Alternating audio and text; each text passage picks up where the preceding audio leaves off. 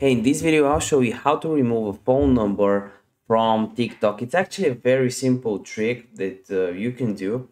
And before we start, please give this video a like. Each like helps me out a lot.